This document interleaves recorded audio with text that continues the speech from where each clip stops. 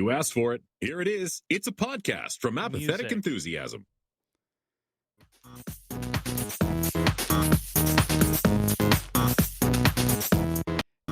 In this episode, we'll be talking about video games, board games, the timeless void between Christmas and New Year's. It's Apathetic Enthusiasm. Did you hear the music? Yeah, I totally heard it. It was really loud, so I was trying to Oh. manually adjust it. Oh, and shit. mix Shit, you want to try it again? No. You asked for it. Here it is. It's a podcast from Apathetic It Enthusiasm. actually sounds great now. Can you hear it? In this episode, we're talking about video games, board games, the timeless void between Christmas and New Year's, and Zootopia 2. It's Apathetic Enthusiasm.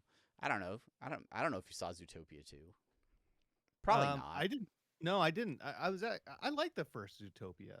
I just Yeah? I didn't watch the second one.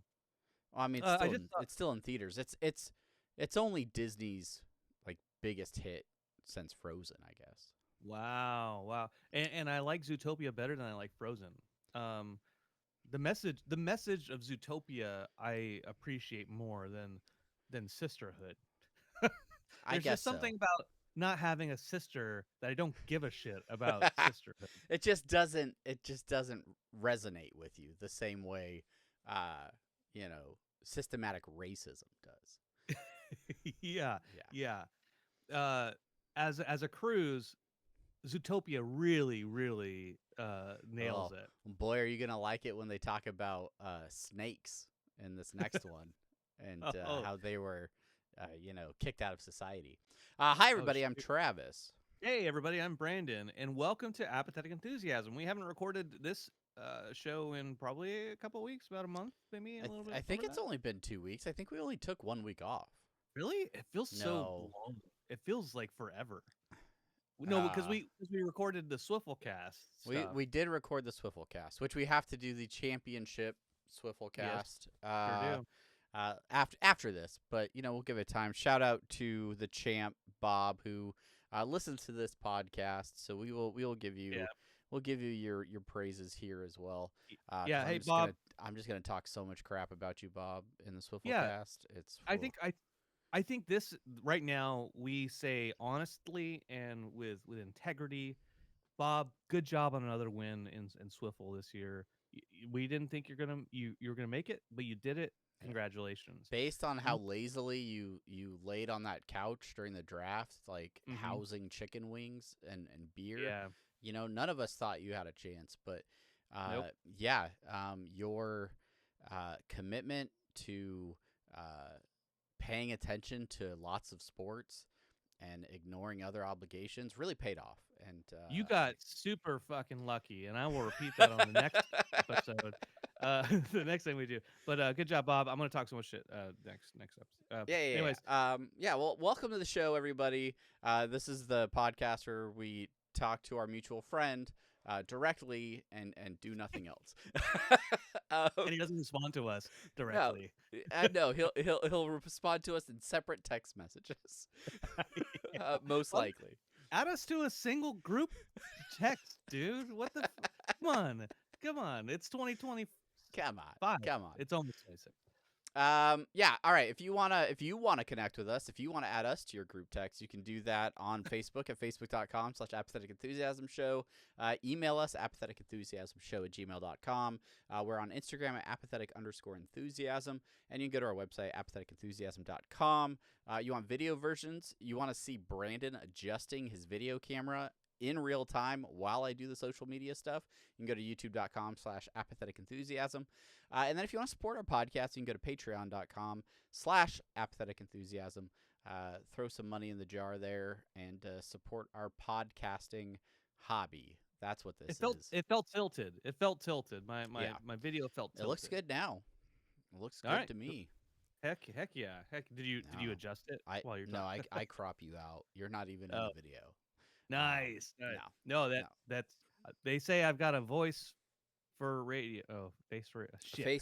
Face for video. I have thought about redoing all of our overlays for all of the video stuff. 2026. 2026, new year, new me, new podcast, new Heck live yeah. stream. No, we don't live stream this anymore. Why But yeah.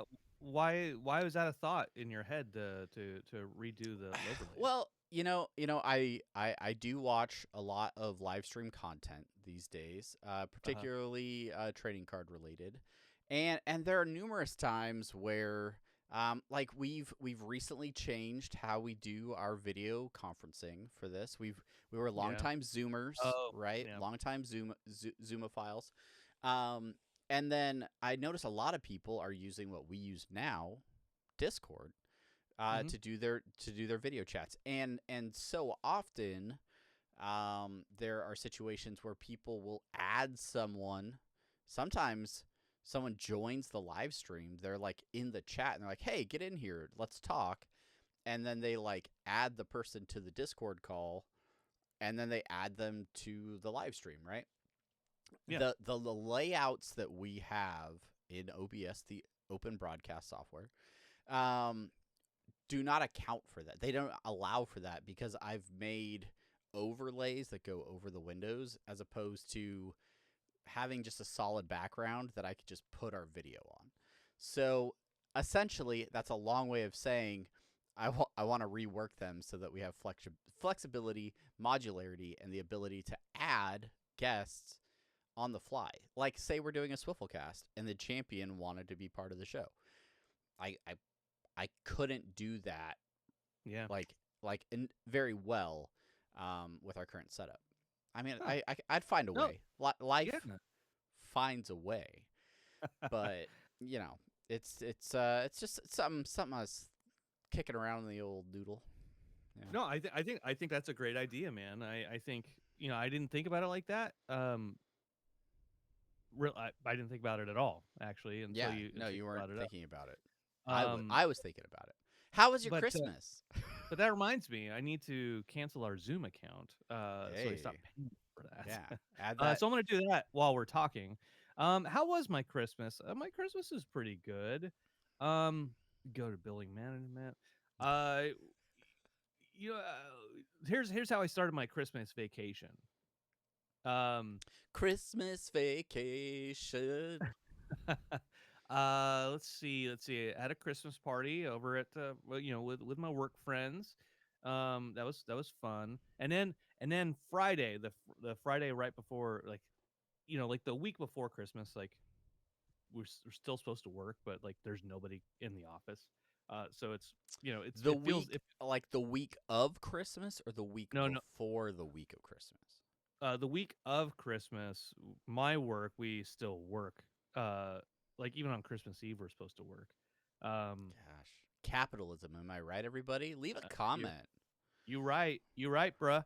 But anyways, the Friday before that, it felt like that was the start of vacation. Anyways, went to there's this band that's been around a long time, the Vandals, and they put out a Christmas album in 1996. They're a punk rock band. I think I've seen them like 4 or 5 times now, just in the last Jeez. couple years. Um, uh, well, so they do this Christmas album. They go on tour during the Christmas holiday, and they perform the entire album, and then all their other hits. And so I went last year with my friend Justin, and then this year went again. And so now it's like turning into a tradition to go see them every year. So that's what started it off. And so that was really fun. Then the actual week of work, like day one, I'm like, oh, I don't feel good. And basically, from that point to today, actually not today. Today, actually, I feel pretty good. But like up until like yesterday, I'm like, are you sick? Are you sick, Brandon? I don't know if you're sick. You feel like you could go be sick, but you're not yet. Just be sick. And my body is like, no, we're gonna teeter on the line. You're not gonna know anything about how you're gonna feel for this entire vacation. So Christmas Day, Chelsea and Dexter, they were sick. Uh, oh, also when I was at the Vandal show, Chelsea was like, "Oh yeah, Dexter went to sleep." I was like, "It's only 8:30.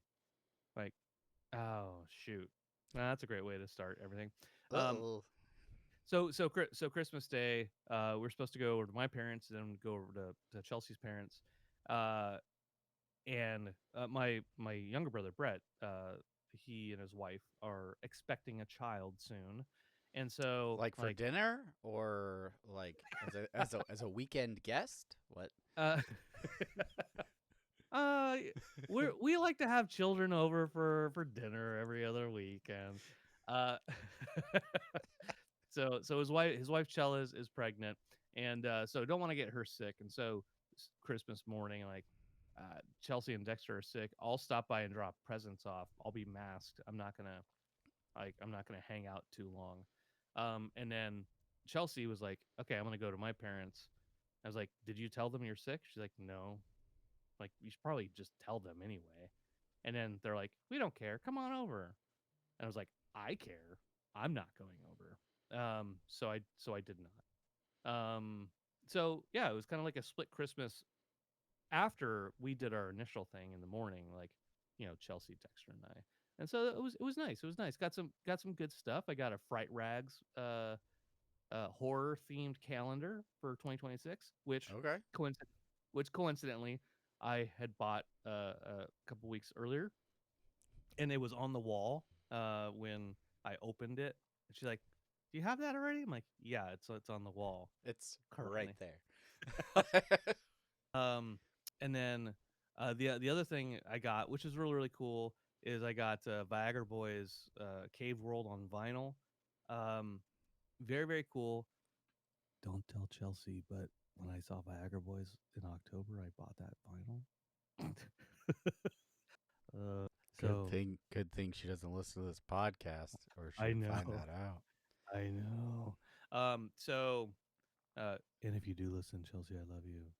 I listened to the one that you got me, not the one that I bought.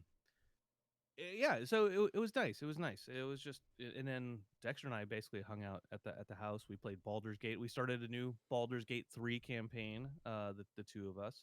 There is crossplay now, so like we could. You might convince me to purchase it a second time for my PlayStation 5 because I I bought it initially for my PC. That's my PC is old. It's like 10 years old. By the second act, my characters were all just like T-posing around and like it wasn't running properly. So I keep seeing Baldur's Gate for PlayStation, and I was like, I can actually play the game. I could play it on there. The thing that keeps holding me back, aside from having to pay another like $60, is the fact that I haven't found myself since owning the PlayStation. It's been a year now that I've had it. Um, I don't spend a lot of time in my bedroom in front of the TV playing the PlayStation. It's like separated from the rest of the family. I don't want to just like, oh, everybody's hanging out. I'll just go in the other room and go play on the PS5. Right. So what I got for Christmas, which is something I'd been hinting around at, is one of these backbone controller, like phone controller things, which it just like snaps, like it's expandable, and so you can snap your phone inside of it, and then do remote play on the PS5, and then I can play my PS5 on my phone on this controller. Like it's not like a pro controller because I don't know that they make the pro one for the PS5, but this one will basically like it just loads up remote play, and I haven't tried it outside of the house, but with like my decent Wi-Fi connection, Mm-hmm. it's worked pretty good. Nice. I tried. I didn't want to try a sports game because if there is lag, I didn't want to, like that to be a factor too much. Mm. But one of the reasons I bought the PS5 to begin with is because I'd never owned a PlayStation console before, and there's such a back catalog of beloved games that franchises that people, you know, build their fandoms around. Yeah, That clamor I've over. I've never experienced these. So Spyro the Dragon. Exactly. You nailed it. I was going through the catalog, the free games I had purchased. I have basically what is like the Xbox Game Pass, but for PlayStation. And I had the Final Fantasy VII remake as one of the games that I had for free access to, and I was like, oh, I'll check that out. Started playing it. It's pretty fun. It's it's interesting game. Is it the remaster or is it the remake? Remake. Yeah. Okay, Yeah. so it's like part one of the remake or whatever. I guess. Yeah. I don't know. It's very much not turn-based, which is what I expected when I started playing it. Like, I think I can adjust the combat system like that, but it was just something where I was like, oh, I'll experience the story. I'm definitely a person that is not above putting games on easy mode just to experience them. But the fact that Baldur's Gate is crossplay, something I might look into. And I just looked it up, and because I knew it was crossplay between Xbox or PS5 to the PC, but I didn't know if it was crossplay on platforms. It is in fact crossplay on platforms. So, Sweet. And I know Dexter is itching to play some Baldur's Gate, and we made it through Act 1 again. We spent so much fucking time in that game. Yeah. I was talking to a buddy at work when Baldur's Gate had first come out, and he was so early into the game. I was talking about that like first, what is it, like a goblin castle thing that you end up at in Act 1 or something. Mm-hmm. And he had been playing it for like probably weeks, and he hadn't gotten to that yet. And I was like, what could you possibly be doing in this game? Like, I got to it in the first hour I was playing. What? What? He's like, I just like looking around, doing side missions, interacting. I was like, I don't think there's that many side missions. Like, but I think he just went a different direction, ended up doing a different thing. And these open world type games. My Facebook algorithm, it's showing me a lot of Baldur's Gate 3 stuff, and it's like, oh shit, I haven't seen that in Act 1 at all.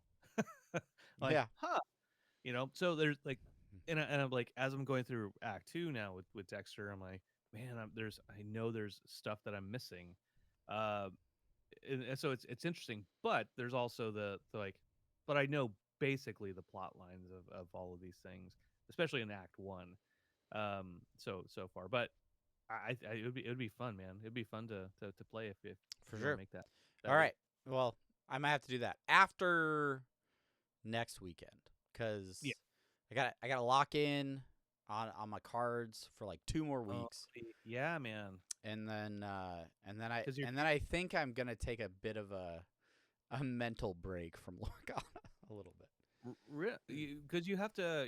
Your championship is coming up pretty soon, isn't it? Yeah. Second weekend in January.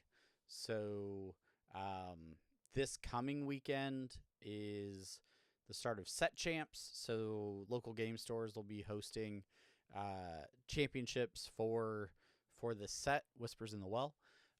But during the second week of that is the Disney Lorcana Challenge, the 2,000 player event in Richmond, Virginia, which me and my son will be going to. So excited for that.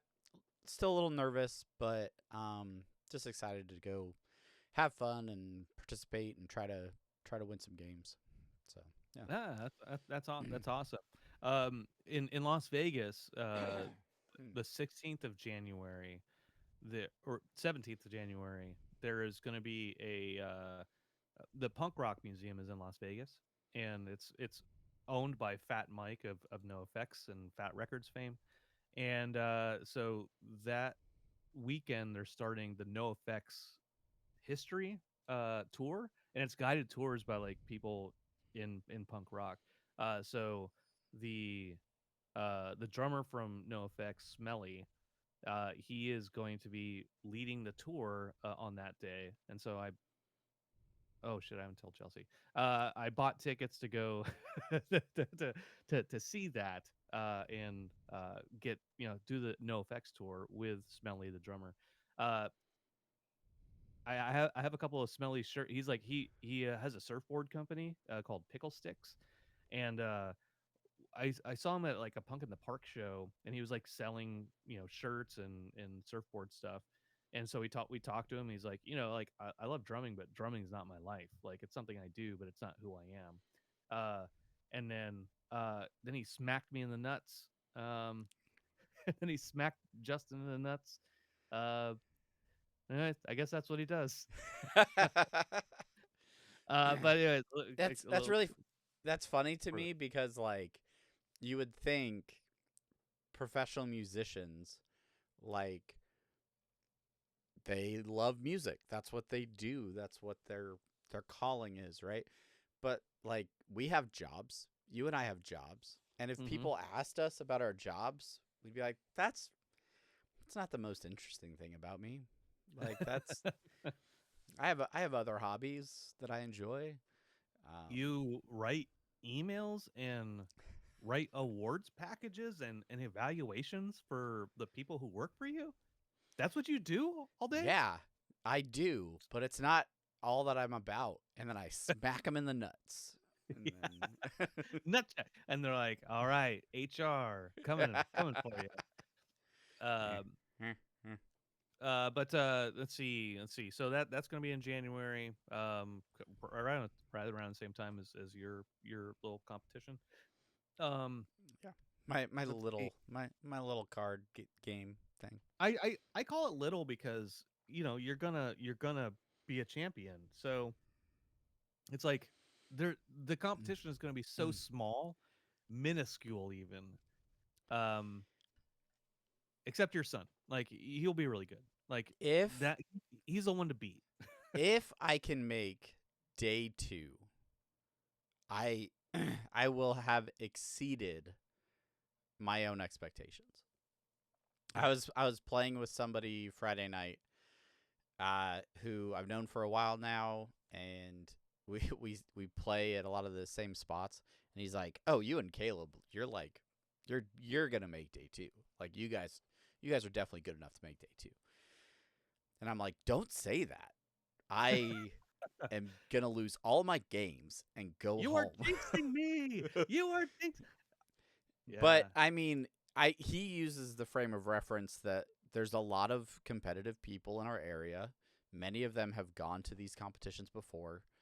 A number of them were in day 2 at the last Disney Lorcana Challenge, the DLC. We play as well, if not, we've beaten them before in tournaments. So like with that logic, he's like, yeah, you're about as good as those people who have all made day 2, who have 10 years of TCG experience under their belt. Like, I don't know. I'm there to have fun. I'm going to see some people that, I haven't seen in a while, and get to meet a lot of people in the community and stuff like that. So looking forward to all aspects of the weekend. But yeah, I'm sure I'll have a full breakdown for the podcast in a couple of weeks. All right. We talked about video games. Yeah. We've talked about fun stuff that we're going to do in the next couple of weeks. I want to talk about board games. I do want to talk about some board games. This is a good segue. So I don't remember what the game is that we got Dexter for Christmas. Let me see if I can see it in the picture you sent me. Something elements.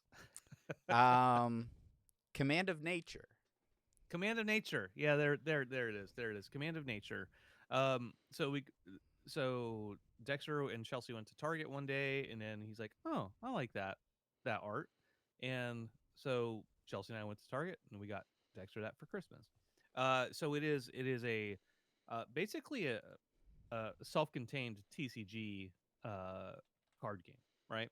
It like a deck builder type, like it is. Yeah. It's got a board, and so like you kind of level up as you kill the other person's characters, and then like unlocks abilities and stuff like that. But at the root of it, you have elementals who like are like your warriors that you play to fight the other people, and then you have like commands, and the commands are like melee attack or ranged attack or swap your characters on your board, stuff like that. And so there's a balance of you want to get commands, because you do want to attack and you want to be able to defend and reduce damage, but you also need to buy character cards so that you have those so you can play those as well. And if you played Slay the Spire, this is like this is the lesson you learn from Slay the Spire is don't buy everything that you see, because when you need to have some level of efficiency in your deck to where like if you're drawing more cards, you're like, I I bought so many fucking cards. I'm now drawing the cards I don't need, right? Um, okay, so there's four different characters. There's Leaf, there's Rock, there's Water, and then there's Twig. It's like I don't know why that you have Leaf and Twig, Twig. but um, and so like different types of playing styles. So the Water is like you kind of built towards like drawing more cards. Um, the Leaf is more of like an attacking type of person. The Rock is defense, so like puts shields on things, and then Twig like puts boosts on characters. So like the boosts will give them extra damage. Um, so we played it a total of 3 times. The Dang. first time, the first time, the first night, uh, he was the Water, I was the Leaf, and I decimated him. I'm like, I'm like, okay, all right, I see how this goes. Okay, all right, These got like it, got it. Pokemon types, like you have advantage. Like No, your stuff is super effective. no, there's nothing like that. I just Okay. like I was like, okay, I have the right, I'm like, okay, get the right amount of commands, get the right amount of characters, and like you can like swap the position of your characters, so like some can take damage. There's also abilities on each of the cards, so like I found a synergy where it's like, okay, if I move this card here, then I can draw an extra card, and if I draw an extra card, that means I can move this one back here, which then triggers this, blah blah blah. Yeah. Like I realized that I'm like, okay, so that's how I decimated in that one. The second game we played, I was like, okay, I just want to try a different character, see what it's like. I think I chose the Twig at this point in time. No, I chose the Water one because he lost with it before, so I was like, let's see if I lose with it. I did not. Um, and actually, actually, we didn't actually finish that game because, like, right away, I was like, I'm gonna win. Like, I'm sorry, man. Like, I just see just like the beautiful mind, like, da, da, da, da, da, da, da. Like, yeah, no, like, I'm gonna about to destroy you, right? So then the third game we played, like we didn't finish that play. I'm like, let's stop this. You want to start it over again? He's like, yes. So I picked a different character, and I I was trying my hardest to lose. Like I was trying, dude. I'm like he's attacking me, and I like have all these like these cards that like reduce damage, reduce damage, reduce damage. I'm like, yeah, nope, he killed me. Ugh. God, Yeah, really showed me what's up this time. damn it. And after all of it, I still won. Oh no. And he's like, he didn't say F this game, but he's basically like, damn it. He was so mad. He was so mad. He's like, you just get so lucky on all your cards all the time. I just oh, and he was unhappy. He was unhappy and then inconsolable for it's a fun game though. What I going back to it's fun If because you're it's like looking for a game that can make your kids very upset, try Command of Nature. it's fun, and the reason it's fun, like it's if you are interested in TCGs, trading card games, like it has that aspect of a deck builder where like you want to like you can see where the synergies are. Like you can play if you're okay with losing from time to time, right? Yeah. And Well, I that's mean, what I like. that's a huge part of TCGs in my experience. Yeah, Is being okay with losing sometimes. yeah. Like even like Lorcana, and I think this is why you'd always want me to play Lorcana with you too. Is I think you have some sense that like I could be good at it if I just gave it If you the just learned how to play it, yeah. gave it the time of day, then I would probably be decent at it. I would Um, say in the throughout the course of our friendship, we've played a lot of games together. You have been very good at most, if not all of them.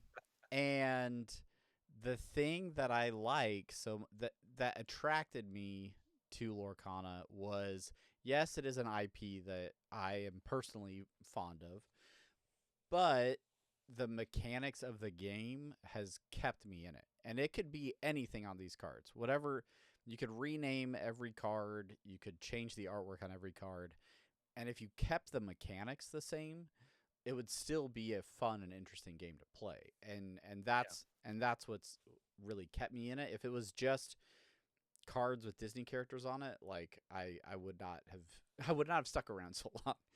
right. But yeah, there is a lot of interesting strategy and I guess ultimately I like solving problems like puzzles and strategic problems is something I enjoy, and that's why I've been drawn to video games and board games that include those types of like things. That's why I enjoy a lot of slightly more complex board games, though I also enjoy like um just Uno. like yeah, Uno not so much. Not as much strategy in Uno. But yeah, these unstable games, right? I have not played what was it commanding Command of elements? nature. Command of nature. Command of nature. But I have played a lot of other games by this company. I think it started with Unstable Unicorns was the first game that they came out with. Mm, I was okay. gifted that a long time ago, and that's strictly a card game. But that was pretty fun. And then we got, I think we got Happy Little Dinosaurs after that, which is a Oh, fun game. is that Uh, same company? That's Same that same company, Oh, cute okay. little dinosaurs, right? Like cute unicorns, cute dinosaurs. Uh, then I got Here to Slay, which again, cute illustrations. Really, the artist is great.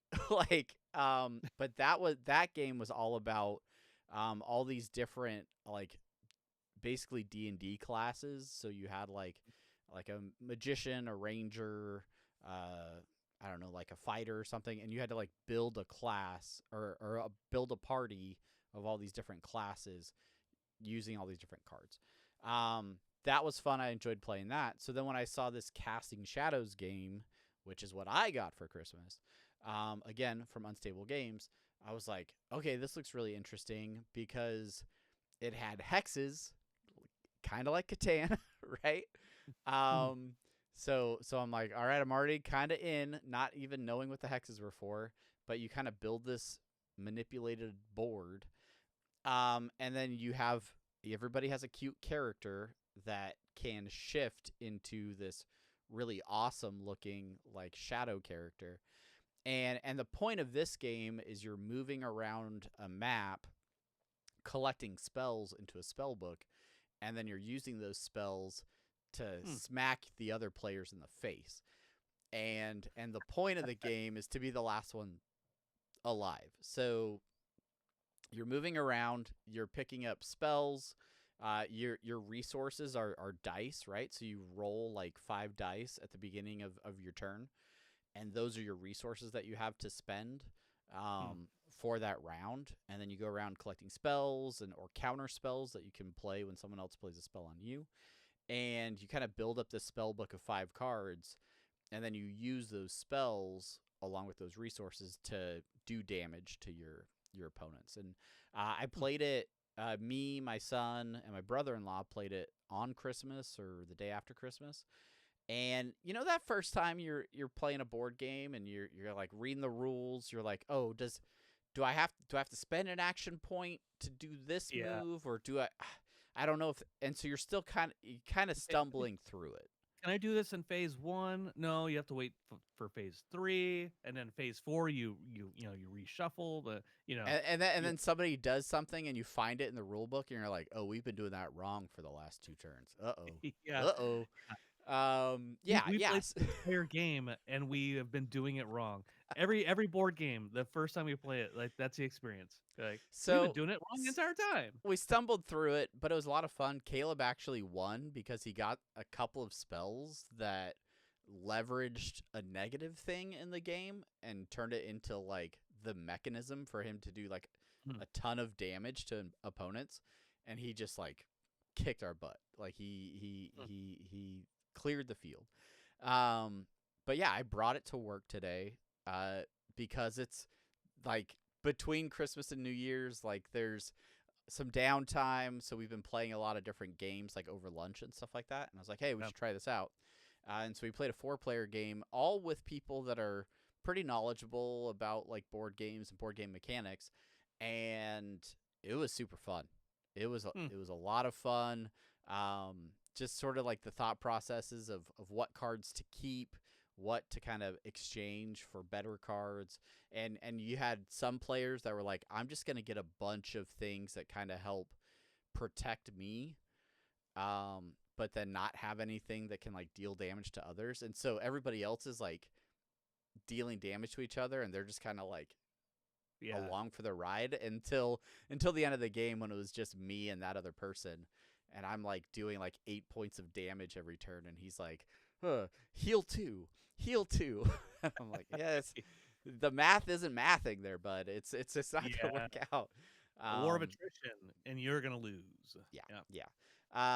But it's super fun, and so I guess the point in all of this is I'm a big Unstable Games fan. I think just all of the games that I've played from this company, you can really get into it and buy a lot of accessories and a lot of add-ons and stuff, because there's the mechanics. If the mechanics of the game itself was just fun, that'd be great. The fact that the artwork is really enjoyable, it's kind of cutesy, but it's also like cute in like an edgy way, if that makes any sense. Does to me.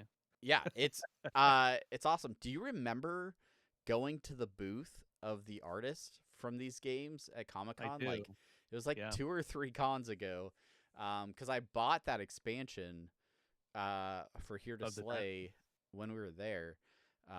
Yeah, I'm kind of hoping he's at the next con we go to. Same. Because I really the art for those games is really good. I didn't know anything about Here to Slay or the Happy Dinosaurs game or whatever, before you. But it makes sense now because you guys basically live at Target, and so like it's true. It's very true. That's where all of the like that dude must have a deal with Target to just like host their games right away. It's possible. I was just on his website, and there are links to buy it on like Amazon, the website, and Target. Like those were all options of how to find the game. Yeah. So, I already bought an expansion for Casting Shadows, because the base game is a 4-player game. And so I was talking about those hex tiles, right?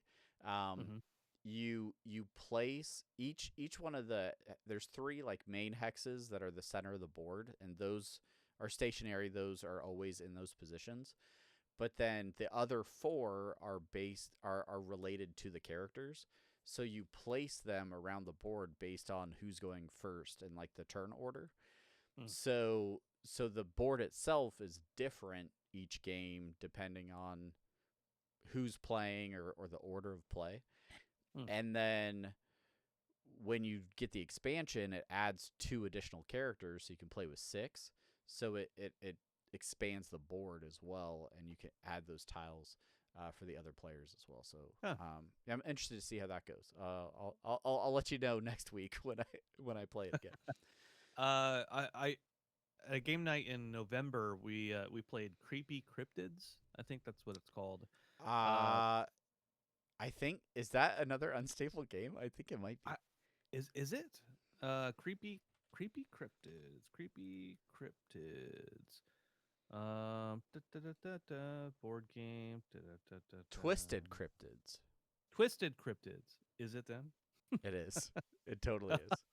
Oh, well, what do you know? Hey, welcome to Apathetic Enthusiasm, the Unstable Games fan cast.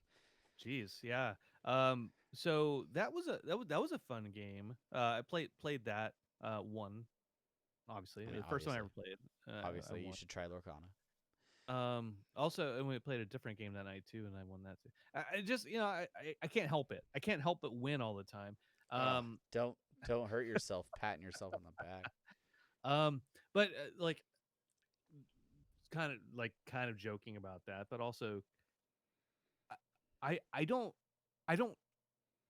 I think about people who are smart, who are like like they're like they figure out like math equations, and they're like they sit in front of like a book, and they're like a notebook, and like figuring it out, right? I I don't know if this is how it is for you. There's just something about like seeing the rules and then like seeing everything laid out, and it's like, no, I understand what's happening. I don't Yeah. know how I understand it. I know what I need to do to get to the point where I'm going to win. Are you like that? I mean, I do have a tendency to think a little bit ahead, right? So I'll, as an example today, I saw one player was being very aggressive with the damage he was dealing, and I was like, all right, I need to take him out like immediately, or he's gonna get ahead of everybody and just kind of overwhelm us. And so took him out and was like, I don't have to worry about these other ones because they're not playing as aggressively, and I'll have time. And so then by the time it was like just me and one other player, I was like, yeah, I think if I do this on this turn and then this on the next turn, at that point, I'm good. Like, so I don't know. Like I see connect, especially when you're playing a lot of TCGs. I think you look for combos, you look for ways to use cards together to kind of gain that advantage for sure. Yeah. It's weird. It's weird to me because I'm not trying to figure it out. It's just like, oh, this makes sense, right? And like, Sure. I was talking to our mutual friend Ryan McGovern about music, and like he and I are both like, we're not classically trained musicians. We both like playing music. We both play guitar, and him and I both are like, we just I don't know what we're playing. We don't necessarily know the chords we're playing, or like, is this in the key of whatever? We're just like, Yeah. okay, yeah, no, this sounds good. This just makes sense how this sounds good. This works out right. It's just weird how like those connections in your brain happen, and it's such an intangible thing for me, I think, is what the weird thing is. Well, and I think part of it is just when you spend a lot of time doing something, aspects of it can become like second nature.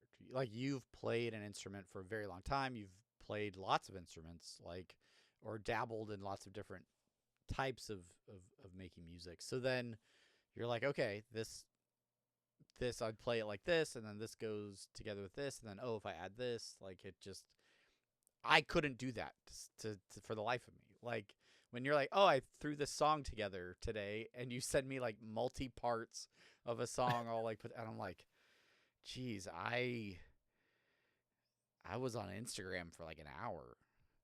Ugh. Like, ugh, It took me like 8 hours to do that, and like 2 to 3 in the morning, where I'm like, okay, I really gotta go to sleep now. Yeah. But I'll grind out a bunch of games for Lorcana or something, and then be like, oh, okay, well, I could see how if they put this card and that card out, like I can't see their hand, but I have a very good idea of what possible cards are in their hand and what they could be trying to do. So I'll do this, and hopefully that And helps me out. and on that note, like it's probably, especially when you're playing against people who know what they're doing, you have a good sense of if they're playing this, they're playing these couple of cards this way. I know that they probably have this type of deck that they're playing with. Oh yeah, oh yeah, And it which means they're trying to go for this. What do I have in my hand right now that can counteract or mitigate or like undercut them to get to do what they're trying to get, to fuck them up to what they're trying to do. And at the same time you're like, and I know that they are thinking about how they can do that because they know what my deck is. yeah. And so That's honestly why I keep going back and forth about do I take a couple of these cards out of my deck and put in this like really infrequently used card just to kind of like throw in that spice and be like, yeah.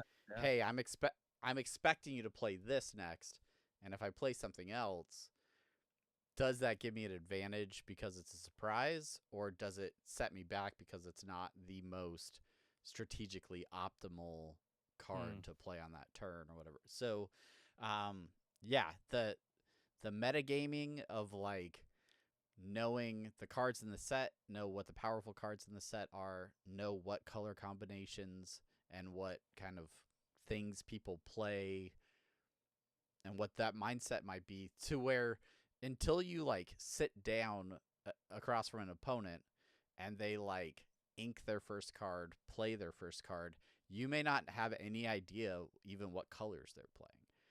So like that first turn is all about, okay, what does this person have? What colors are they playing?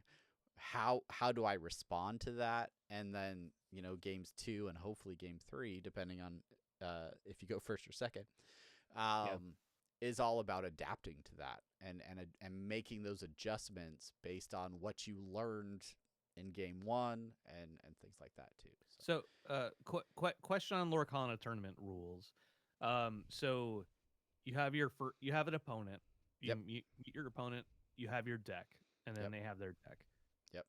You have to play that deck the entire the 3 games. So you show up to a tournament with a deck, singular. Okay. All right. In other card games, Magic the Gathering, I think even like Yu-Gi-Oh might have been this way. You can have sideboards, which is a handful, I don't know the specific number, of additional cards that are part of your deck, but they are out of your deck, right? Like you can substitute them in between and games. you can swap those out with cards. So that's something my brother-in-law, who longtime Magic player, he's like, there's no sideboards at all in Lorcana, and it like really threw him because he was thinking about in his first game the changes he would make to his deck to adjust for a second game, right? Yeah. And you can't do that. You bring a registration sheet with your 60 cards, 60 plus cards, depending on if you like to live dangerously or not. And then that is the 60 cards you play with throughout the tournament. So, yeah, there's no changing, which is a limitation, sure. Like you can't make adjustments. But I feel like that limitation is also, a benefit because because you want to opt, because that makes you, it's not it's a kind of a crutch, right? Like sure. it's like, okay, this makes me need to optimize my 60 cards as much as I can for any kind of variation that I'm going to experience throughout the tournament. And I've talked about it before, but like in the last set when I was playing a color combination that I don't typically play, that was really aggressive and tried to win very quickly.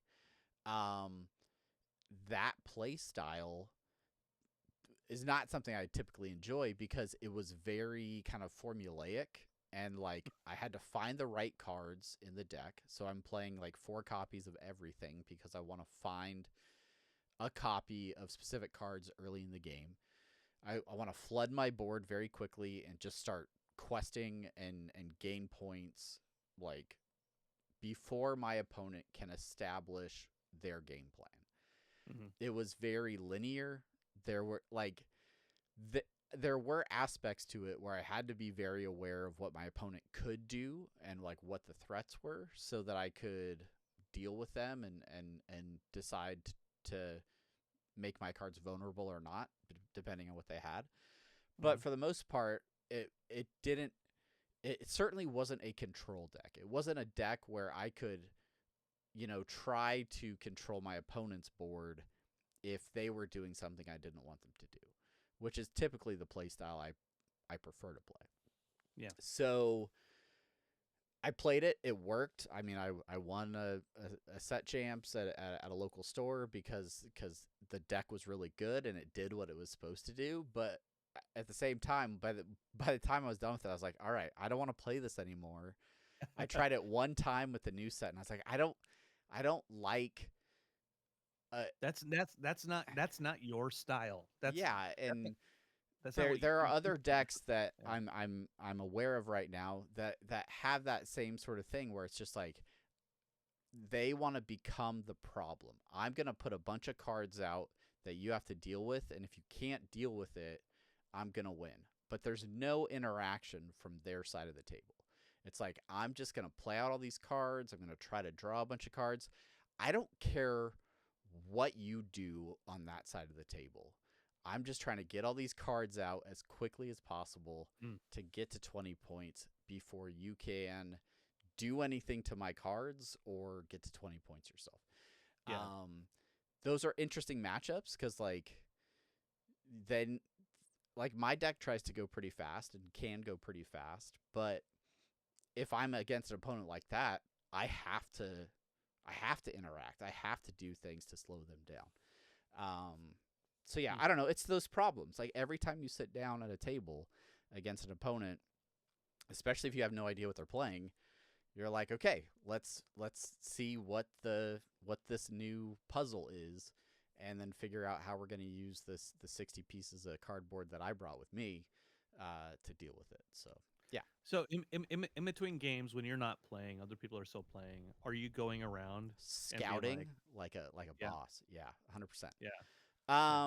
It's one thing because like if you're playing a lot in an area, it doesn't matter what store I go to around Oklahoma City, like I see most of the same faces, right? Like Right. it's rare, especially just like on a weekly, normal event, to like see anybody new. There are definitely people that only play at certain stores, or they only play on certain nights or on the weekends. But for the most part, after several weeks, like, hey, there's so-and-so, they play, a red-purple deck. There's so-and-so, they play a green-blue deck, and they spend a ton of money and have it blinged out with all foil cards and all enchanteds and, have, money or something. But okay, Yeah. I'm showing up on Saturday to a set championship at this store. I can look on my phone and see who has already signed up to be at that event. And I can be like, all right, this person is going to bring this deck. This person's going to bring this deck. I don't know that name. So I don't know who that person is or what they're going to bring. But then I know the other two people. So I can already start to kind of plan in my head, like, here's the likelihood of what types of decks I'm going to see at an event. That's fine for locals, but when you go to like a 2,000 player event that is one of 3 in North America, and people are literally traveling from Europe to come to this event, that's where knowing what the people in your area play is great, but that's where you have to really start to understand the global meta and look at tournaments, like tournament results from around the world, and start to see percentages of people are playing this combo, percentages are playing this. the likelihood of me seeing certain decks is X, and then just kind of hope you see the ones you match up well against and not the ones you're bad at. The question I want to ask you, Travis, is Yeah. you have won a couple of these tournaments locally. Is there a fear in your heart that you've won because you know the people that you're playing against versus people that you've never played against? I don't think so. Especially when you go, I when you don't go think to, so. Worlds or Especially whatever. because the set champs I won, I was in a finals against someone who I don't normally play against. Okay. Yes, they were playing a deck that I'm relatively familiar with, but even they were playing some different cards that, were a variation from the standard of what a lot of people run in that deck. Okay. I feel like I'm decent at the game. I'm above average, I think, because at least for my area, right? I play on a website that will remain nameless on this podcast because they don't want to get taken down by Disney. But my win percentage on there is above 50%, which 55% is decent. You want to be above 55 or higher, but people average in because one thing about Lorcana is the dice roll, the determination of who goes first can have a big impact on the game. Yeah. Whoever goes first in game one, it's kind of like holding serve, right? In tennis, if I'm serving first, I have an advantage. And even if you get to go first the second game because I won, well, then I'm going to go first again in the third game because you won the second game. And so then me getting to go first twice, I'm almost like a half a turn ahead of you every time I'm playing. So it's if we just laid out cards and turned them sideways and never interacted with each other, I'm likely to get to 20 before you do. So there's a lot of conversation in the game about the importance of the dice roll and going first and how that matters. So yeah, I don't remember what my point was with that, but just that it factors into it. So yeah, that it's not just because you know the people that you're beating while you're winning, because you're good. Then you're good. And people change. People Seasons change. play a deck for one set, and then they're like, okay, I'm done with this. I want to try something different, and then they change from week to week depending on people, and yeah. Anyway, Yeah. All right. Well, that was a long our Lorcana minute. That was a long Lorcana minute, but it's that's what it is. So yeah, that's what. No, that's good. Interesting. It's probably the most interested I've been in Lorcana, basically in like the last year. Ever. So that was good. It's good. Good. Um, so I think last time we talked about Stranger Things, and we mentioned it. We mentioned it. Yeah. So the second half came out, and then the last spoiler free. spoiler free. This is my impression of Stranger Things, because I compared it to I compared it to Welcome to Derry, as like it was a better show is a better show. I- Here's my impression of every problem that's in Stranger Things. All right, so they're like, oh no, I don't know what to do about Vecna. Oh, what's gonna happen? What do we do? I don't know what we're supposed to do. And then somebody's like looking around the room, like, there's a door over there. What if the door? I got it.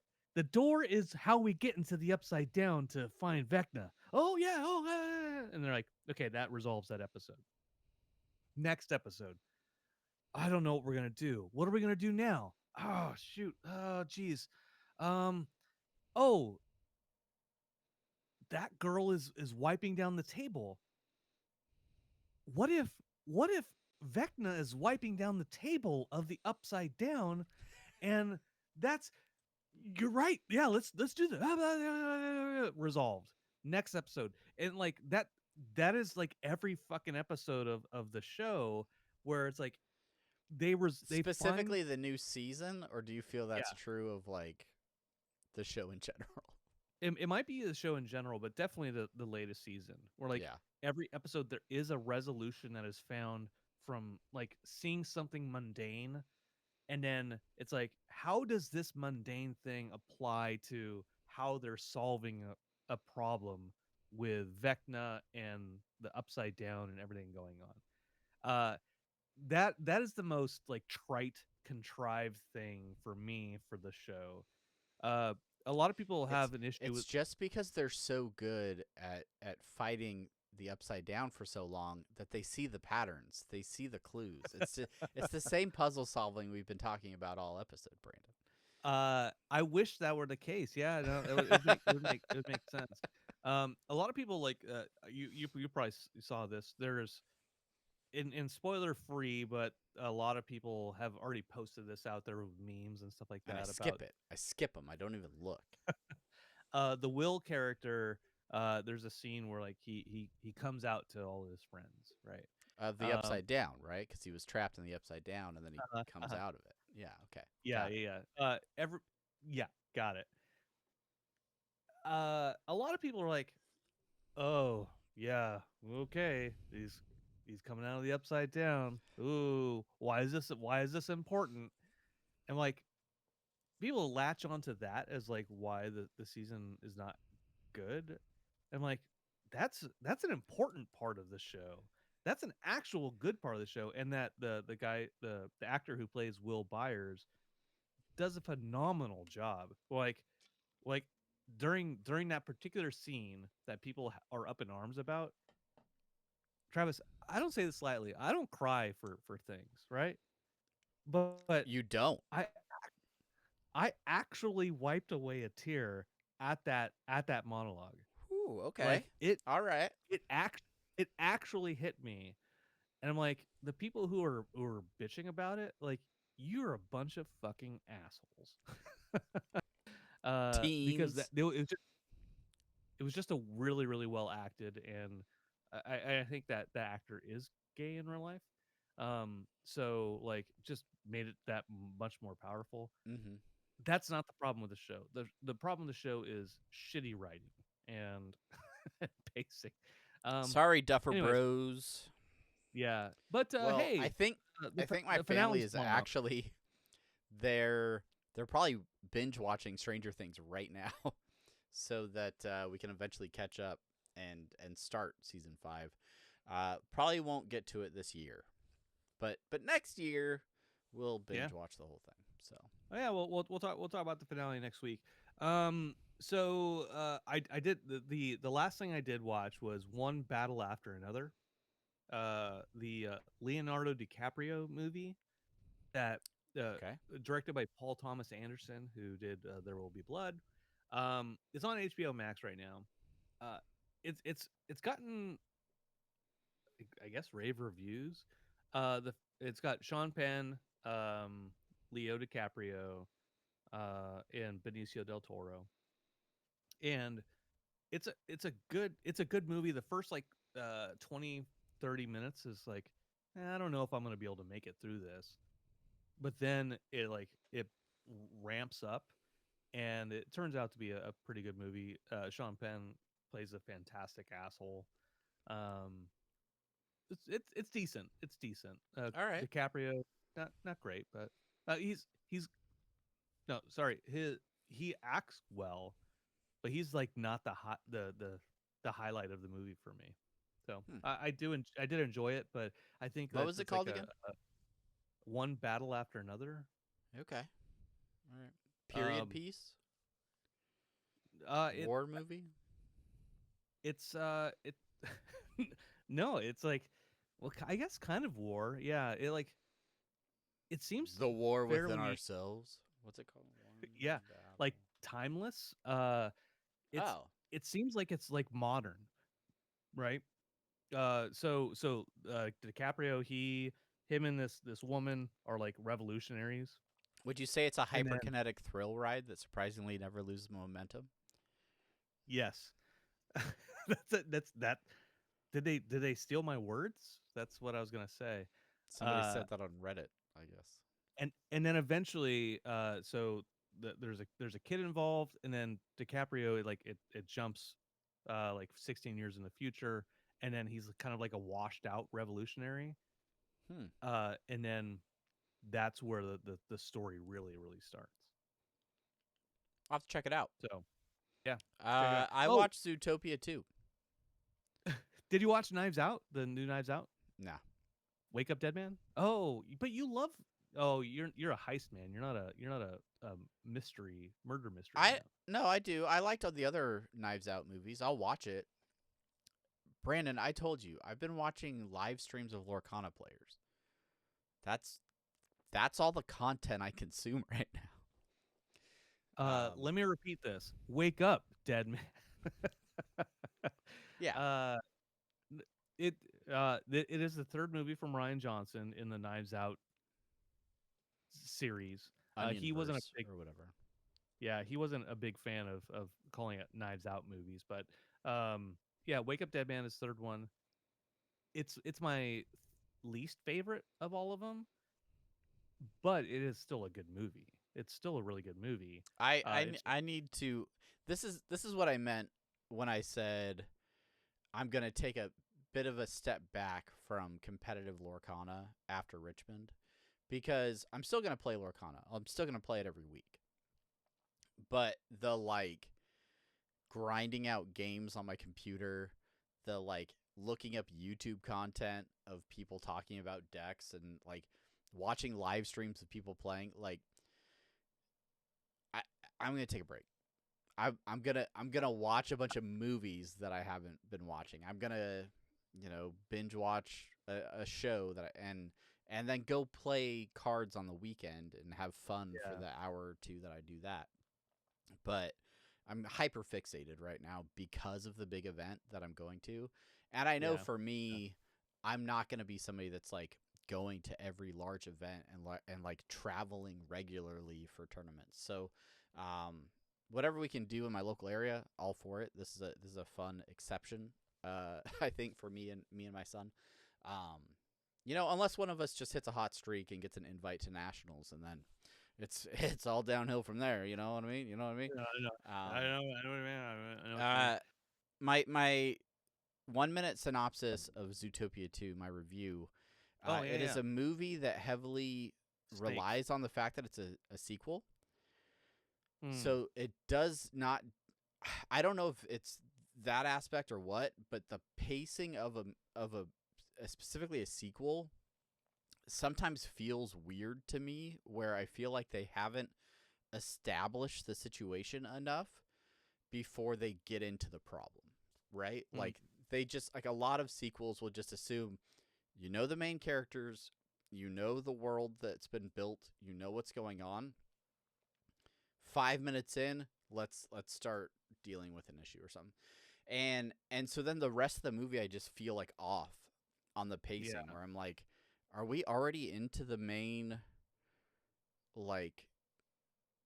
problem? Is this the plot, or what's happening? And then they introduce a new character 30 minutes in, and you're wait, are we still establishing things, or is this what's happening? So I just had that weird sense throughout. The jokes are funny, the animation is awesome, and by the end, the story is great, and it's very good. High quality Disney animation. But yeah, that was my only one thing where I was I think it was 45 minutes into the movie, and I'm is it almost over? Did it just start?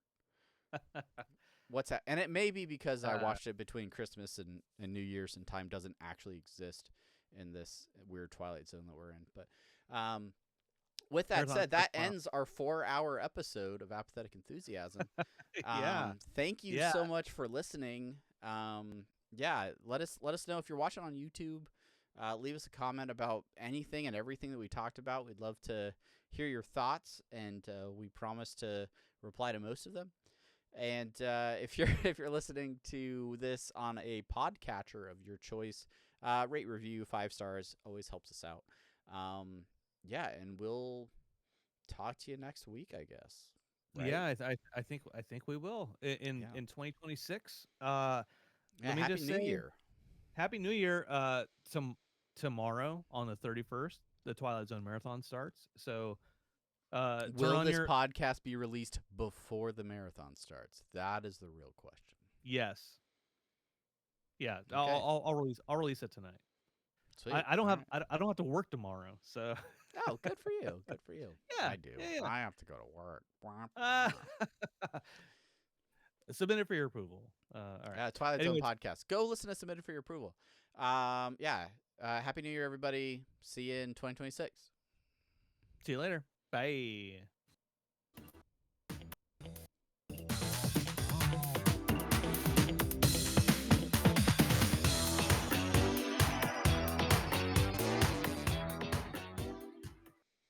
He faded out the music, but I still didn't stop the recording, guys.